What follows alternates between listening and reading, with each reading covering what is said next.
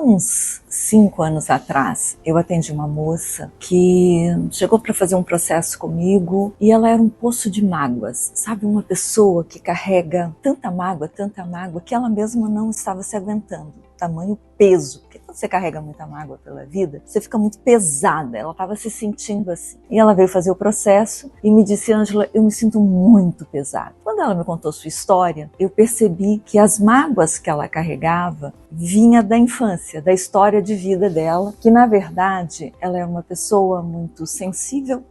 Sabe aquela pessoa que tudo que você fala, isso é pra mim, a fulaninha tá me jogando indireta.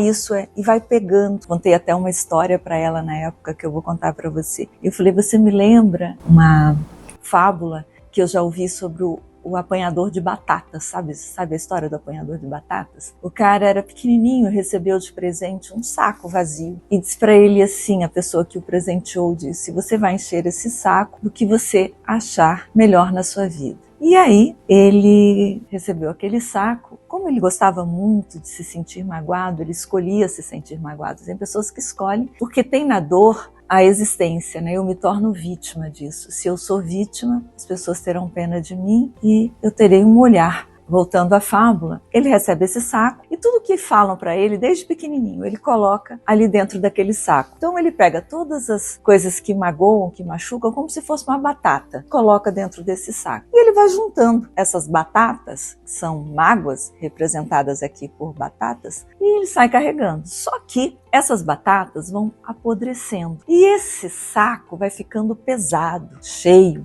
e com mau cheiro, podre. Mas alguma dessas batatas ele está muito apegado, porque foi exatamente aquela mágoa que aconteceu naquele dia tão importante. Eu não consigo me livrar dessa mágoa. Exatamente no dia do meu aniversário, a fulaninha não veio e ainda falou isso de mim. Sabe aquelas coisas que você vai juntando? E ele foi juntando, foi ficando pesado. E aquelas batatas apodrecidas tinham um mau cheiro e ele carregava pela vida. E no final, ele não aguentava mais carregar. E era só ele se livrar, soltar aquele saco e sair lindo e leve pela vida. E assim estava essa moça que veio fazer o processo comigo. E a história dela, ela era uma moça muito bonita, muito alegre, que morava numa cidade à beira-mar. As pessoas que moram em cidades à beira-mar, principalmente no litoral baiano, elas são mais abertas, dançam, brincam, é da cultura local. E essa moça se casa com um rapaz de uma família tradicional do interior do Rio Grande do Sul. E a mágoa dela era que quando ela chegou, parecia que quando ela começou a namorar, ela namorou esse rapaz durante 3 anos e todas as vezes que ela vinha ao Rio Grande do Sul, ela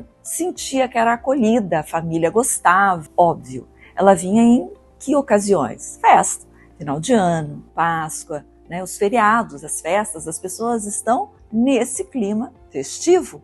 Uma coisa é essa família, outra coisa é essa família no dia a dia, na segunda de manhã, ou no meio dos seus problemas, numa quarta-feira comum. E aí ela se casou e foi morar nessa cidade do interior do Rio Grande do Sul. E ela se sentiu completamente rejeitada, não acolhida. E isso foi trazendo para ela já tinha esse temperamento de guardar mágoas, ressentimentos. Ela foi colocando nesse saco dela ainda mais mágoas. E, obviamente, uma hora isso não aguento mais. O que transborda é mágoa, é dor. E aí haviam 2 coisas que era importante ela olhar. Primeiro, a expectativa que ela criou em ser aceita nesta família. Eu quero ser amada. Segundo, tudo o que acontecia na família, que era próprio da família, que ela não conhecia o bastante, ela achava que era com ela, com o umbigo dela. E às vezes não, é do ritmo da família, do jeito, do pensamento, do padrão. Afinal de contas, ela vinha não só de uma outra família, mas também de uma outra cultura. Ela não vinha não só de uma outra cultura, mas também de uma cidade geograficamente completamente diferente. Uma coisa são as pessoas que moram em lugares fechados, outra coisa são pessoas que moram num lugar aberto, principalmente uma cidade turística onde há muita troca de informação. Uma coisa é uma cultura tradicional, conservadora, outra coisa é uma cultura que se abre para o novo, para a novidade. Então haviam aí muitas coisas para serem acertadas para que essa relação desse certo. A expectativa que ela criou durante esse namoro de 3 anos foi porque a família que ela viu não era a mesma que ela passou a conviver. E ela começou a imaginar, a pensar que a família era aquela que ela imaginou, que ela criou uma expectativa. E a família que ela começou, as pessoas no dia a dia lidando, ela imaginou assim, não é comigo, elas não gostam de mim. Há uma diferença enorme. Então você pega para o seu umbigo, tudo é pessoal, não, elas estão fazendo isso. Não, aquilo é o dia a dia, é o ritual, é o ritmo, é o padrão daquela família. Não tem nada a ver com a sua chegada ou não. E também, junte-se a isso, o fato dela gostar de guardar as batatas dentro do saco, não desapegar das mágoas. E se seu saco já está cheio de mágoas, de batatas lá da infância, obviamente não cabe mais nada. E aí qualquer coisa pode ser a gota d'água. E é aí que as pessoas fazem uma confusão danada. Ai, acabou o amor, ele não gosta mais de mim. Muitos casamentos acabam por falta de comunicação, por falta de clareza do que é seu, do que é do outro. Muitos casamentos acabam porque a pessoa não tem noção do que seria só um padrão familiar e por isso ele simplesmente está repetindo e provavelmente você também está repetindo um padrão do seu sistema familiar que é diferente do dele. E quando você não sabe o que é do outro e o que é seu, você acha que o que o outro está fazendo é para te provocar. Ou então o outro está fazendo para te magoar. E nem é. É só um padrão, é só o que ele aprendeu, é o que ele sabe, o que ele pode. Mas se você tem uma expectativa alta, eu vou chegar lá e as pessoas vão me tratar na segunda-feira de manhã da mesma maneira feliz e simpática como elas me trataram num dia de festa. Elas não vão te tratar porque elas não são as mesmas pessoas. A gente, dependendo da circunstância, a gente é do jeito que a circunstância nos leva a ser. A gente não é a mesma pessoa todos os dias. Ninguém é. Nós somos parte da natureza. Se você olhar a natureza, tudo muda. A lua tem fases, nós, mulheres, temos fases. Se você observar as marés, elas têm alternância e nós também temos. Entender que cada um tem um jeito de ser, cada um é especial no seu jeito de ser e respeitar isso, que nada é pessoal. O fato da pessoa não te cumprimentar não é com você, é com o humor dela. O que você sabe sobre a pessoa que não te cumprimentou? Nada, muito pouco. A única coisa que você sabe é: a fulana não me cumprimentou, para aí. O resto é julgamento, porque existem muitas possibilidades entre a pessoa não te cumprimentar e ser com você. Ela não gosta de você. Não, aquele dia ela não estava de bom humor, aquele dia ela descobriu uma traição, aquele dia ela perdeu o emprego, aquele dia ela está com uma dor danada no pé, naquele dia ela descobriu que está com uma doença grave. Você não sabe. E pegar isso como se fosse com você diretamente, porque na sua cultura, na sua cidade, na sua família, todos te tratavam muito bem. E aí você espera o mesmo tratamento de pessoas que têm uma cultura diferente, uma família diferente,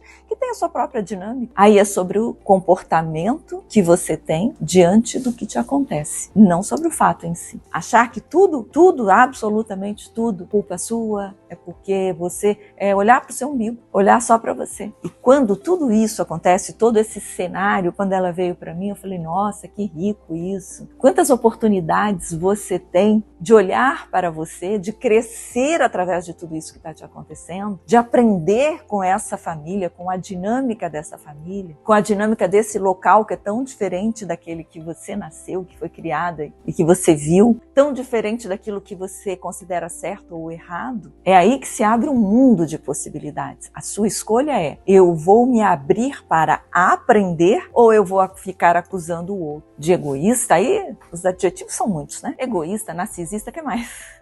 Só pensa nele, só a família dele. Se você soltar tudo isso e se perceber nesse meio, foi o meu convite que eu fiz a essa moça. E sabe o que aconteceu depois de um tempo? Ela descobriu que sim, ela tinha muito aprendizado ali e era tudo sobre ela. Continua casada, agora muito mais feliz, num outro casamento com o mesmo homem. Sim, você pode se casar muitas vezes com a mesma pessoa, porque casamento, relação é isso, é crescer junto. Olha, eu aprendo aqui, eu aprendi, só que a gente está cansada, né, dessas redes sociais que estão nos convidando todo momento, não viu, não dá certo, separa. Não dá certo, separa. Não dá, não, separa. Claro, eu acho sim. Se realmente a relação não dá certo, tem que separar, não tem que ficar junto para sempre. Mas até que ponto vale a pena, no primeiro momento, não dá mais? Sem entender o que está se passando por aí.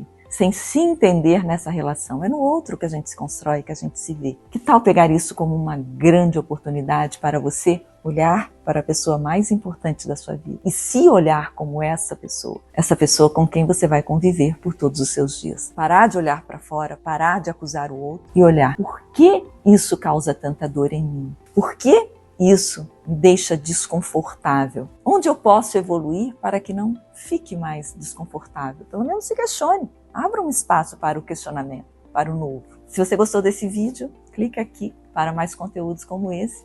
Compartilhe com uma amiga e me segue. Me segue para ser notificado de conteúdos que realmente fazem a diferença. Fazem pelo menos você questionar, sabe? Não tome tudo como verdade, inclusive o que eu acabei de falar.